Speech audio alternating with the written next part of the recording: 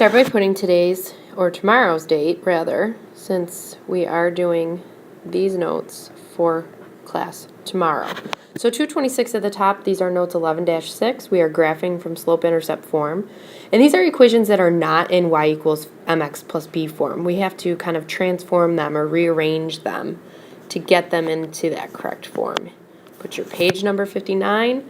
So once we have it back into y equals mx plus b form, we can find m and b, and then we will plot b, count the rise over 1 to get a second point, and then connect the ordered pairs with a ruler and pencil.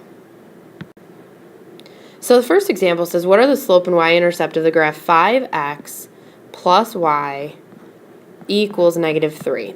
And I need to get y all by itself. So in order to do that, the only thing I have to get rid of is the 5x. So again, review from transforming formulas, review from earlier in this chapter. We subtract 5x from both sides. We're left with y equals. And I always like to start with the coefficient and the x first. So -5x and a -3. The slope being our -5, and that would be like -5 over 1. And our y-intercept as a negative or a -3. I plot b at -3 on my graph, and from there I'm going to count down 5 and over 1. I have my 2 points, and I would use my straight edge or ruler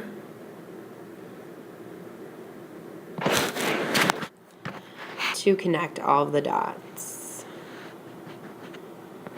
And I can label it with either of the equations, the 5x plus y equals -3, or the transformed equation, y equals -5x minus 3.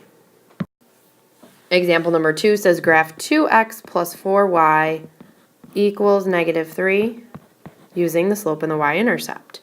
So now I'm going to get rid of the 2x because it's acting as a constant at this point. And I have -2x minus 3. And now I have to divide every term by the coefficient of 4. So I have y equals, -2 divided by 4 is just going to reduce to a -1/2. The x is there being multiplied by the fraction -1/2. And we can't divide 4 into 3, so we just leave it as a fraction of 3/4, -3/4. So our slope is -1/2, and our y-intercept is -3/4. So we have to find a -3/4 on our graph, so we just kind of estimate that it's close to -1. We count down 1 over 2 from that spot, down 1 over 2. We really only need those 2 points in order to connect our dots using our straight edge, and our line would look something like that. We put a label on it, and we're done. So number 3 says graph -6y equals 8 plus 4x using the slope and y-intercept. And all that I need to get rid of here is the -6. So I need to divide each of the terms by -6 to get y all by itself.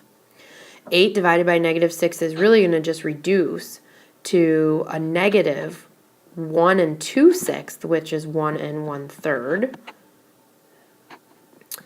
plus 4 divided by -6 is reducing to a -2/3x.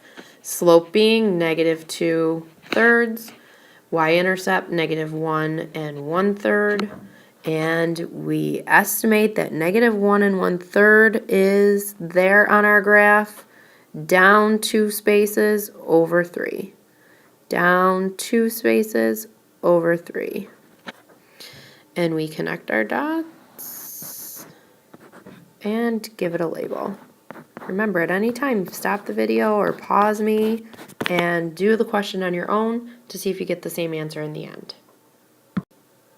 A bit of review for number 4. It says Erica is assigned to graph the line of the equation y equals 2x minus 3. Use Eric's equation to complete the table below for the given values. So they give us these values for x, and we need to plug them into the function 2x minus 3. And so for each of those values, we will put in 4x, and we will get a value for y. So 2 times negative 1 is negative 2, minus 3 is negative 5. 2 times 1 is 2, minus 3 is negative 1. And 2 times 3 is 6, minus 3 is 3. And let's use the information from that table and graph the line with this equation, y equals 2x minus 3. On this coordinate plane here, be sure to plot all the points from the table and draw a line connecting the points. So you could use m as 2 over 1 and b as negative 3, but you have to make sure that you've plotted the points from the table in order to draw our line.